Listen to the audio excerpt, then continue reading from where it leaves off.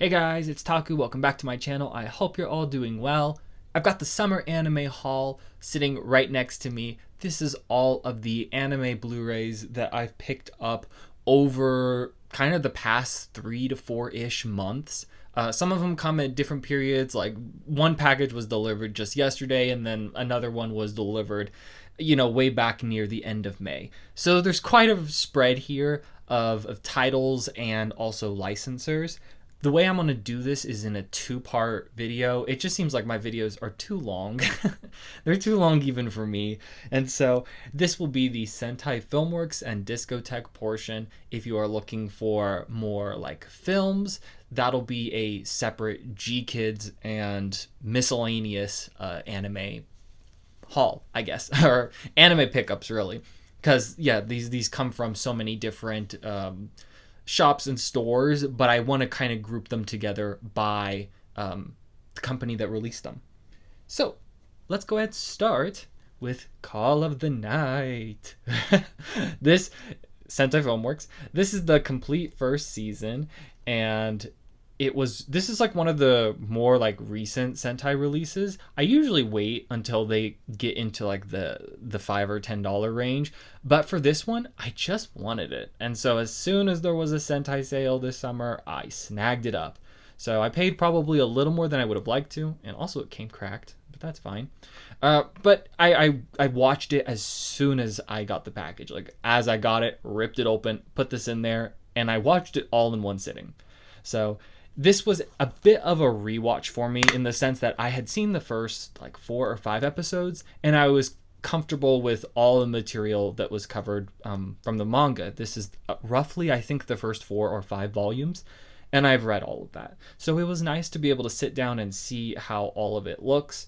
I think the most stunning part of this adaptation is the portrayal of the night, because in the manga, it's all black and white. Obviously it's monochrome, it's comics, but in the anime they take creative liberties and really go all out with the colors. And at first it's a bit jarring, but I like it. It's become kind of the honestly, it's become my selling point for it.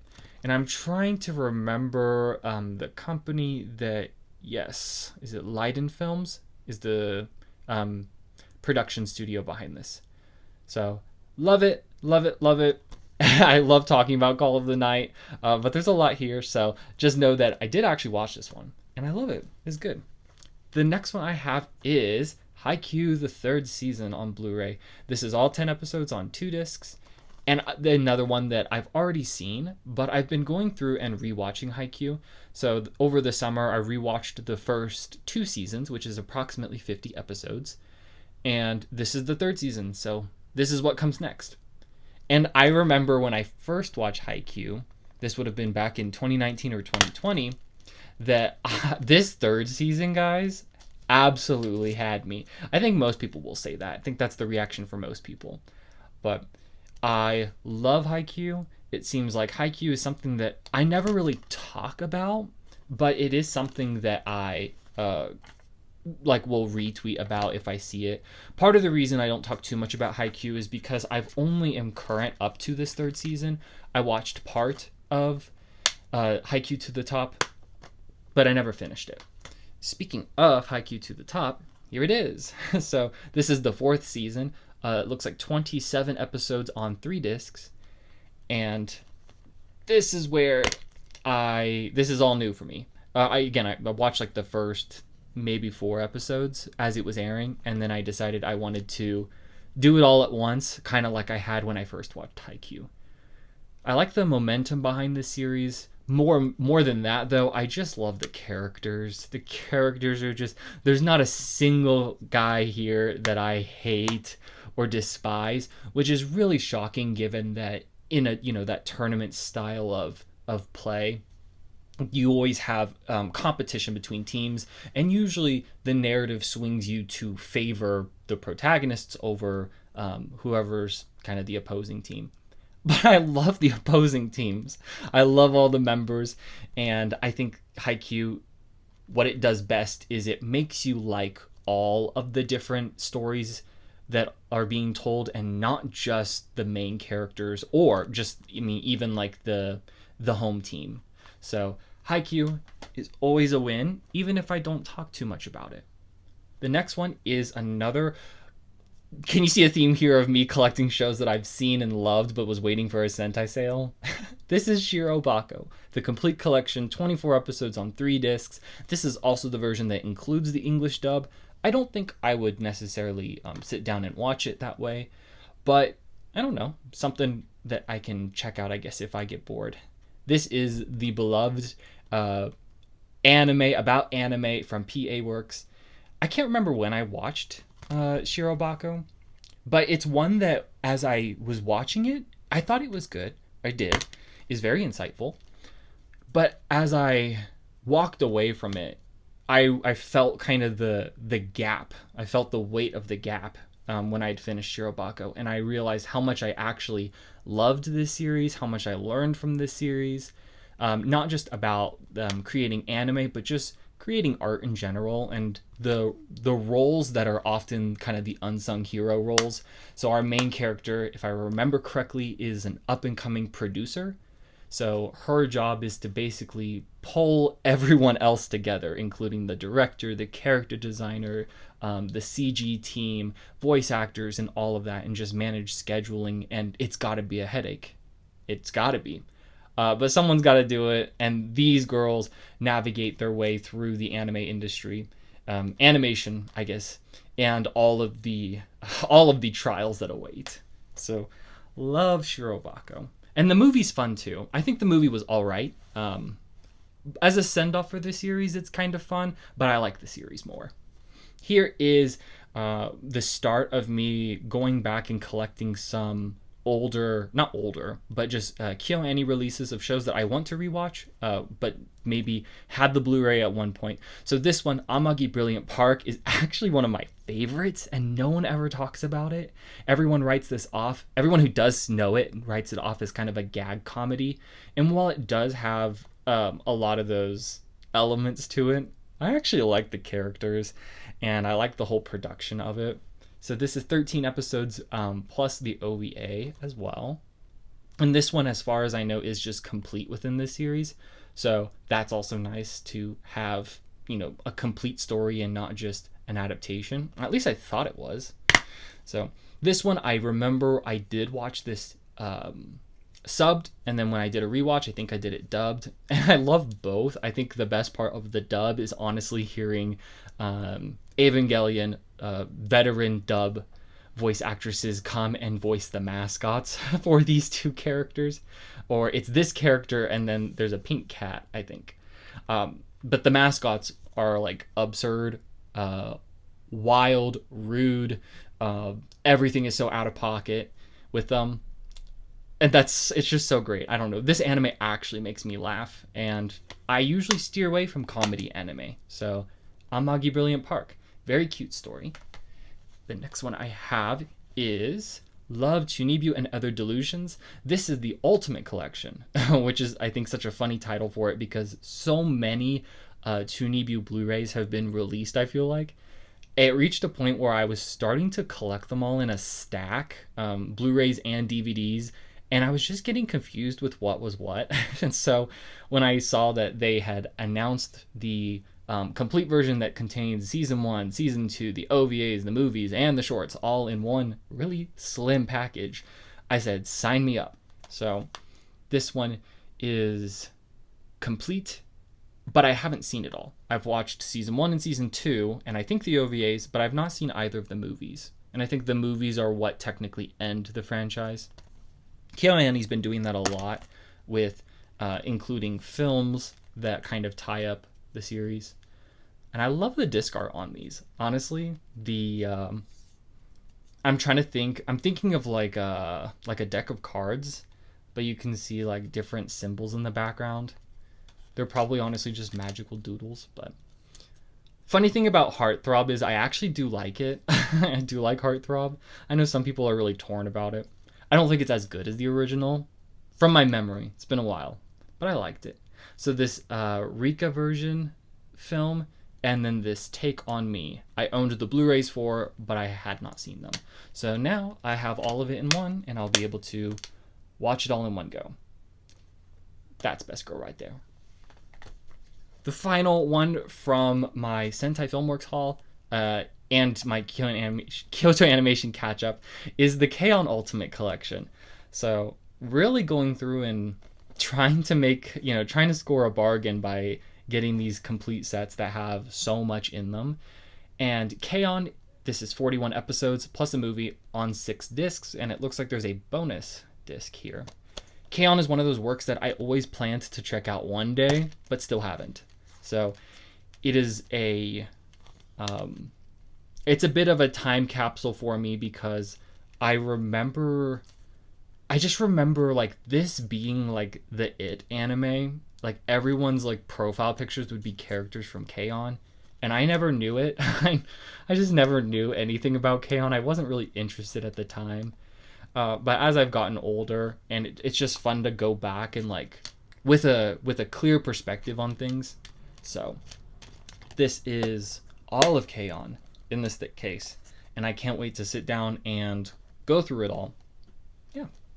So those are all my Sentai Filmworks things. Next we've got Discotek, and this is an exciting stack to go through because it's an odd hodgepodge of things, starting with Dual Parallel Trouble Adventure.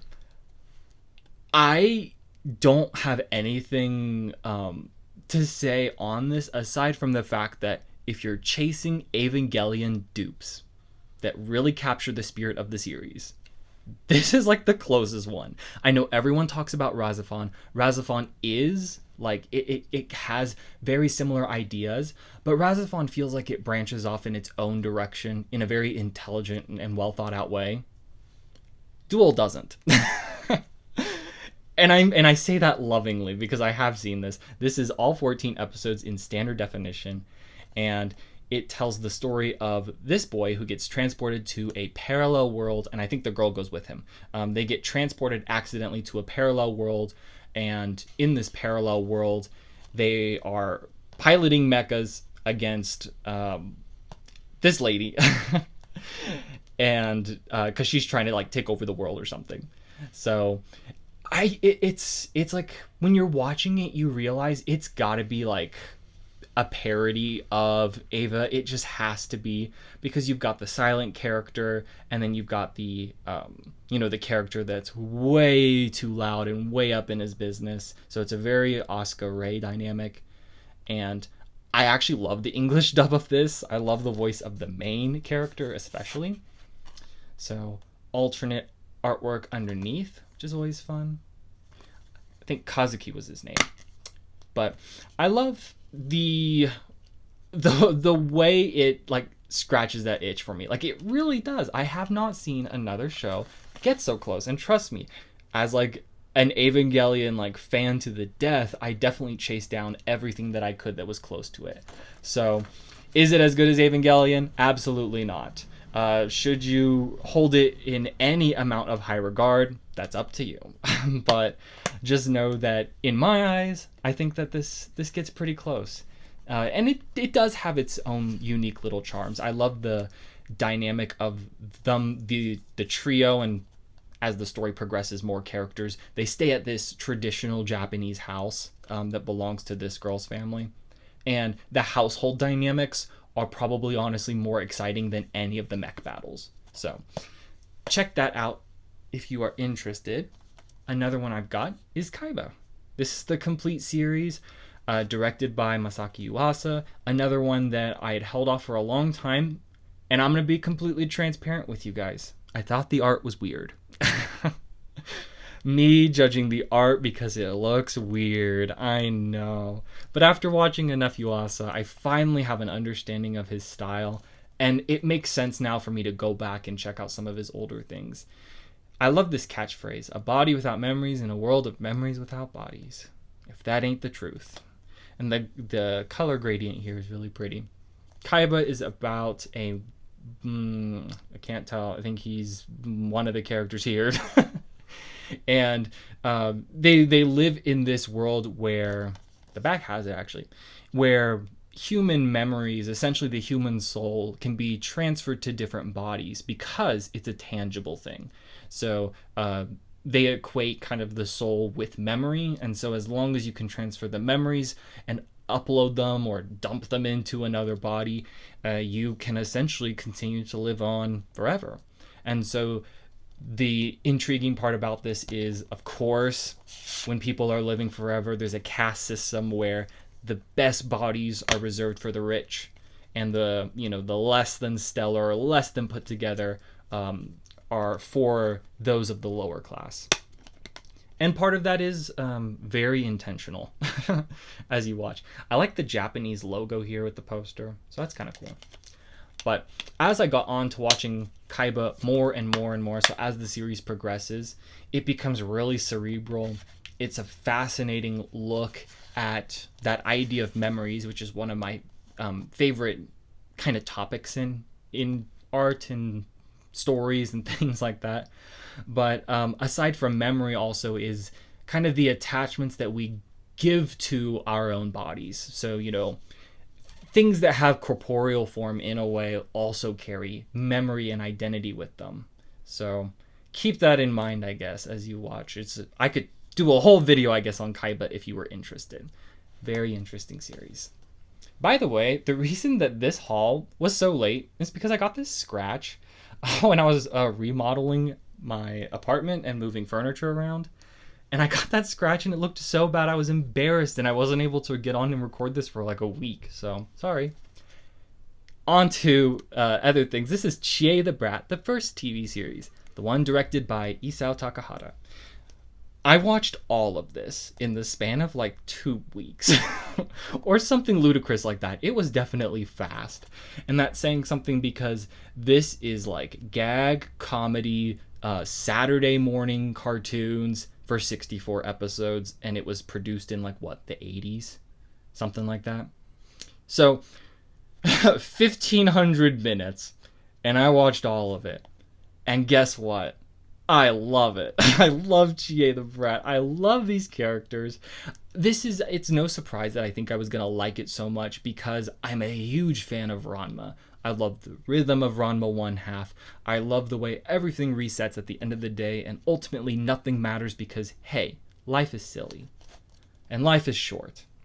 So, this is about a girl, Chie, right here on the front, who lives in... I think it's technically a touristy area, but she lives in downtown Osaka. And if you know Osaka, it is rampant with current and former Yakuza members. So her dad, I can't remember if he was actually a member of the Yakuza, but his daytime hobby, instead of running the family's offal shop, he is instead going up and beating up people and chasing them down.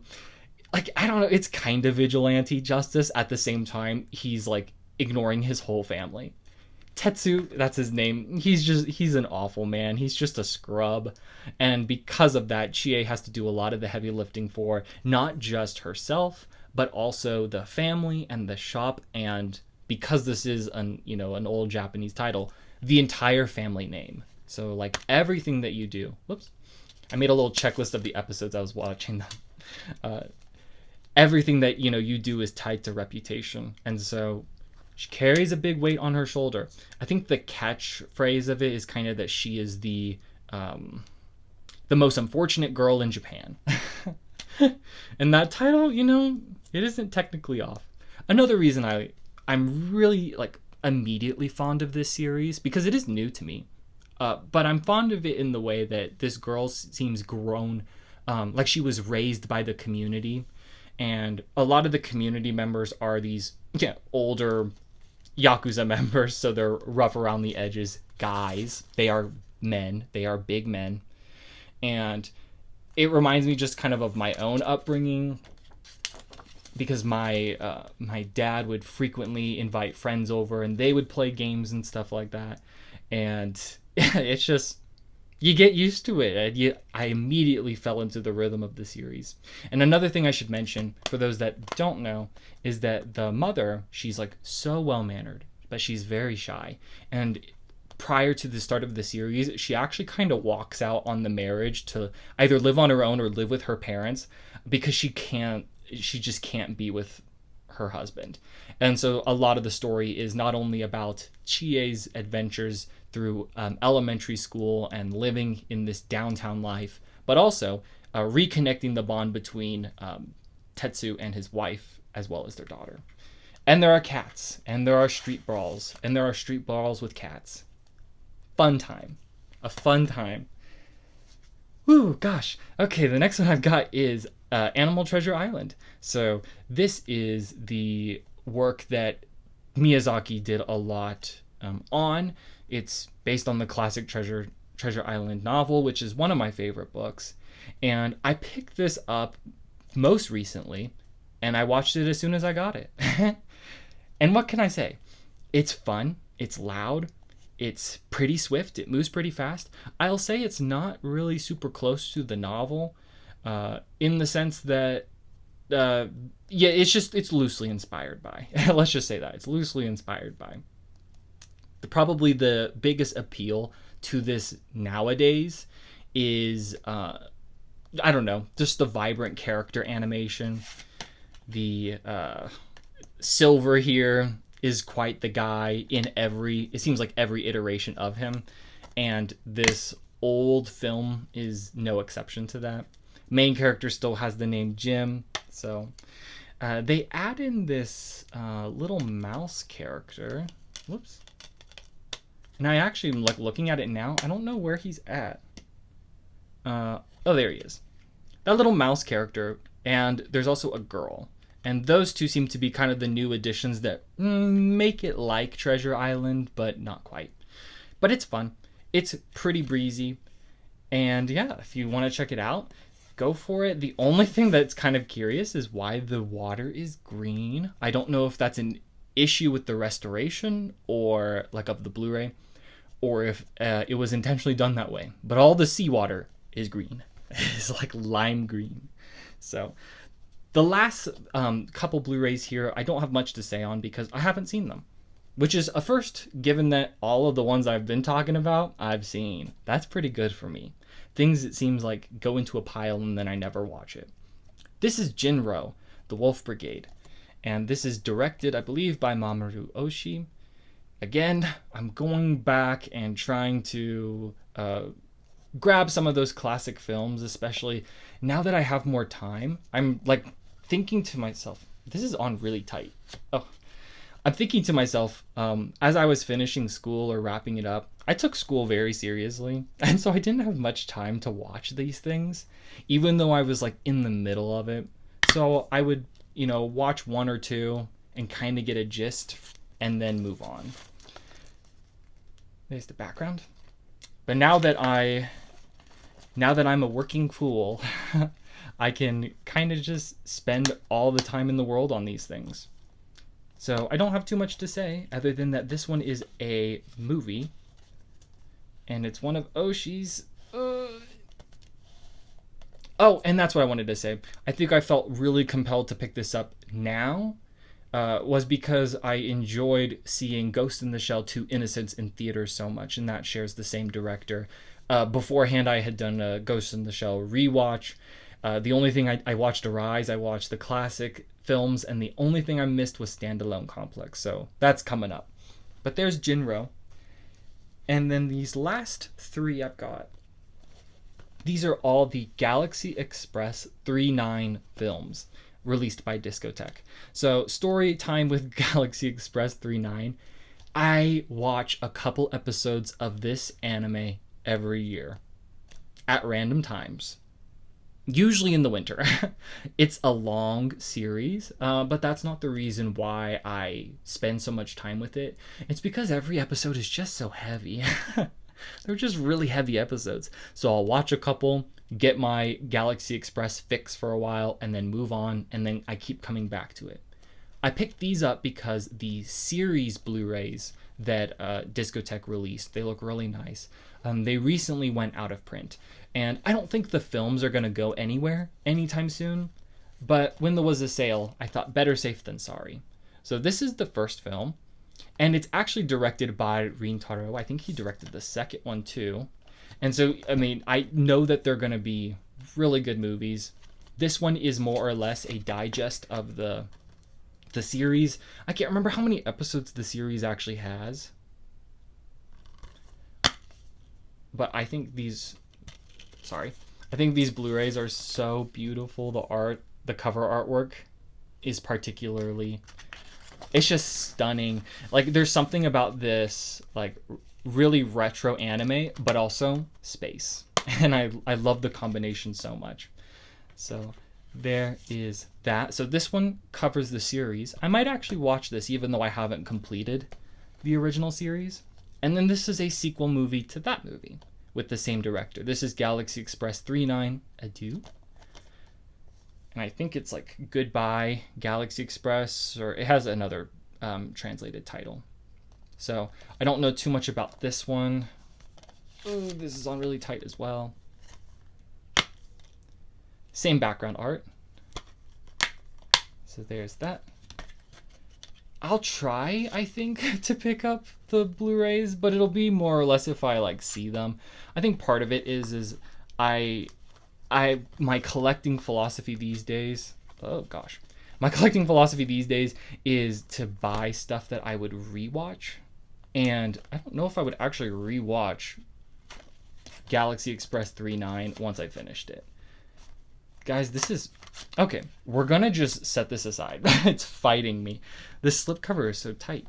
And then this is the last film, Eternal Fantasy. I know this one was not directed by Rintaro, but this is a follow-up to the last movie that I just showed you. So the three films go together. Beautiful, beautiful poster. Gosh, these make me want to crack into these right now. And it looks like that was the reversible art, and I already switched it. So I can't say too much more on these, aside from I still have quite a ways to go with the series. So guys, this is everything for part 1 of the summer anime haul, summer 2024. Let me know your thoughts on any of these titles down in the comments. I will be coming back with that second part, hopefully sooner rather than later, assuming I don't get another annoying scrape on my hand. But I think that's a pretty sizable amount of anime, given that, yeah, I try to collect only the things that I would want to rewatch or reshare again and things like that. So thank you so much for watching this video, and till next time.